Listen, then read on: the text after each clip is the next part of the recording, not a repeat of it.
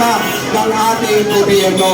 Ano ang ginawa ng PhilHealth natin? Ginambong nilagay nila sa pondo ng Department of Public Works.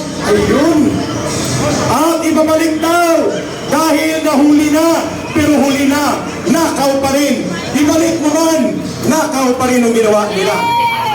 At ano pa po ba mga katibayan kung sinasabi nila makasalanan ang VP Presidente, tugisin natin. Magkano ba ang tinutugis nila sa Vice Presidente natin? Diba 120 plus million ang the confidential fund. At cleared 3 times ng Commission on Audit. Ano ang sinasabi ni Saldico noong iniimbestigahan ang confidential fund ni Presidente, Vice President?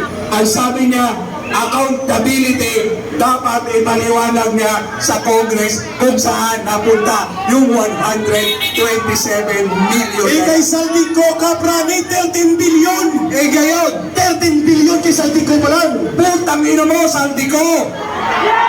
Putang ina mo! 13 billion, gago! Magnanakaw ang putang ina! Nasaan ka? Putang ina mo! Magnanakaw! Boy takas! Ang pariyo ni Romualdez, boy tago na rin!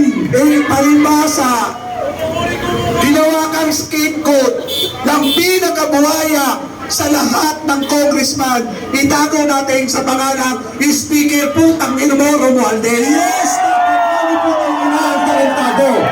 Tama lang yan! Mga taong bayan, pulis ka man, MMDA ka man, estudyante ka man, lahat tayo dito ay ninakawan. Ako, taong gobyerno, may sinumpaan ako.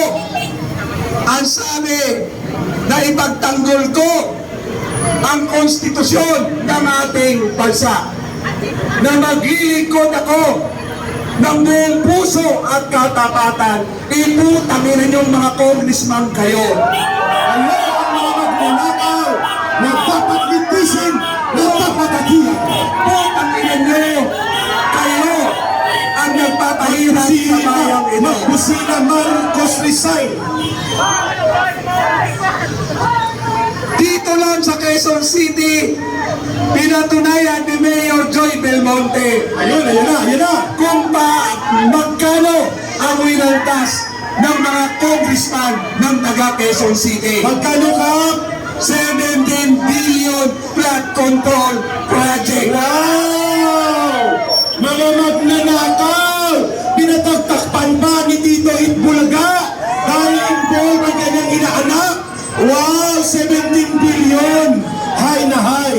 Putang ng mga magnanakaw na to, nagnakaw na nga ng bilyon-bilyon, gusto pa pasalamatan at palakpakan. Putang ina nyo, pangahal na kamukha nyo. At nakalutong, napakalutong na mura mula sa taong bayan nun.